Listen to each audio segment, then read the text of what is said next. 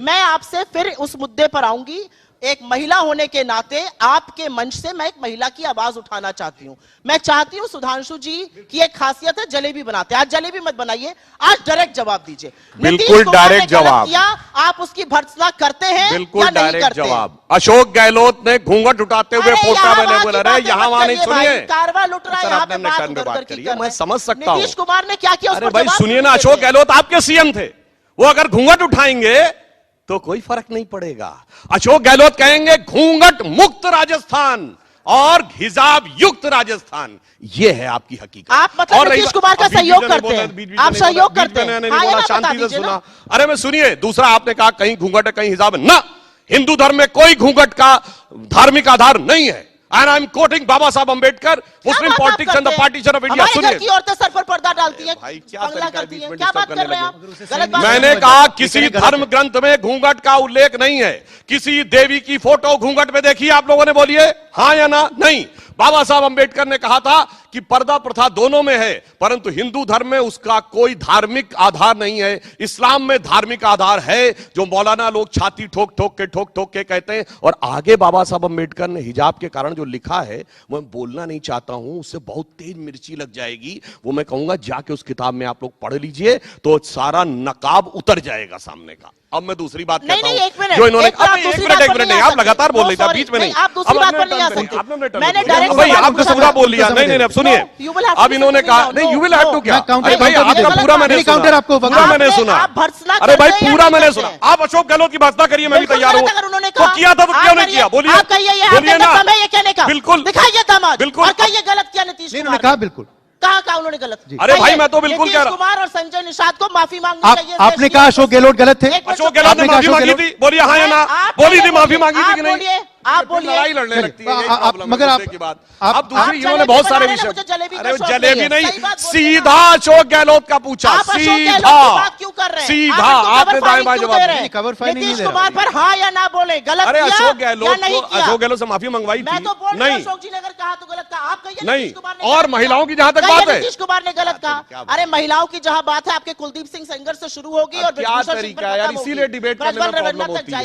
ये असलियत है। आगे का बोलने नहीं दे रही, महिलाओं की बात है। तो जहां कश्मीर में कहा गया हिंदुओं छोड़ के चले जाओ और अपनी बेटियों को छोड़ जाओ, बोलो बोलो उनके अगेंस्ट का हिस्सा बने रहे 1989 में विश्वनाथ प्रताप सिंह की सरकार का। आप हिस्सा बने रहे, आपने नहीं समर्थन वापस लिया। इनको बोलना, इनको बोलने का वक्त देना पड़ेगा। मैं आपके पास वापस आऊंगा, आप इतनी बेबाकी से तब बोलना और मैं पूरा वक्त दूंगा।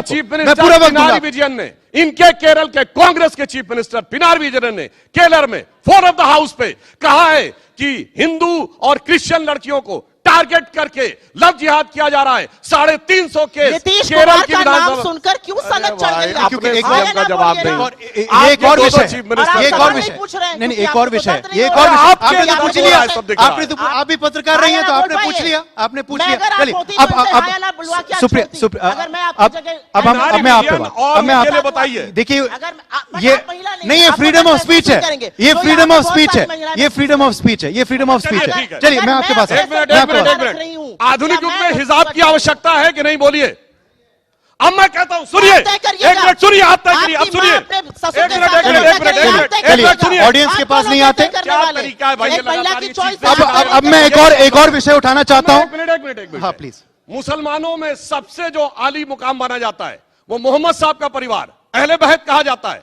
शेख शाह हुसैन ऑफ जॉर्डन मोहम्मद साहब की डायरेक्ट रेसिडेंसी में उनकी 4 बीवियों में कोई हिजाब में नहीं है। बोलिए, एक डॉक्टर कोई हिजाब में कीजिएगा, एक लड़की का हिजाब खींच दीजिएगा। अच्छा, इन्होंने कहा हिंदू धर्म में, इन्होंने कहा हिंदू धर्म में घूंघट की कोई जगह नहीं है। घूंघट का धार्मिक आप क्या कहेंगे? इस्लाम धर्म में हिजाब की जगह नहीं होनी चाहिए। मैं इसका जवाब, महिलाओं का विषय, मैं इसका जवाब दूंगी। अरे भाई क्या तरीका, ऐसे डिबेट नहीं हो सकती भाई। आपने इन्होंने दूसरी चीजें भी बोला, डिजिटल पे बोला, उस पे बोला। फंस गए, अरे भाई क्या फंस क्या गए?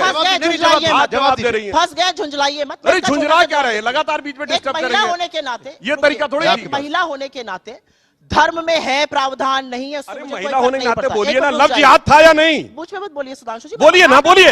आप फंस रही हैं, कश्मीर में जो था वो नहीं था। बोलिए हाँ या ना, बोलिए। एक महिला होने के नाते मैं क्या पहनूं, कैसे पहनूं, किसके सामने पर्दा करूं, सिर पर पल्ला रखूं, ये मजहब में लिखा है या ना करूं, हिंदू धर्म में नहीं लिखा है, इस्लाम में लिखा है। अगर वो लड़की अपना कैसे हिजाब रहना पड़ेगा, बोलो हाँ या ना। तो सुधांशु जी आप ये कह रहे हैं कि अगर उसने अपना मजहब मान के, अगर उसने अपना मजहब मानकर नकाब पहना तो आप उसका नकाब उठा देंगे। एक मिनट, ये कह रहे हैं, ना ये कह रहे हैं, एक मिनट सुनिए, लड़की का नकाब उठाने को सही कह रहे हैं। अब मैं एक और विषय पे आना चाहता हूं, एक और विषय पे आना चाहता हूं, एक और विषय पे आना चाहता हूं, एक और विषय पे आना चाहता हूं। 2026 में वोट डालने जाएंगे, नकाब हटाना पड़ता है।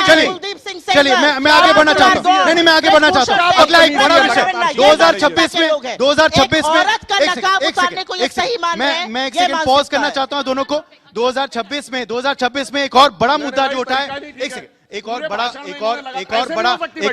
बड़ा नहीं सुप्रिया जी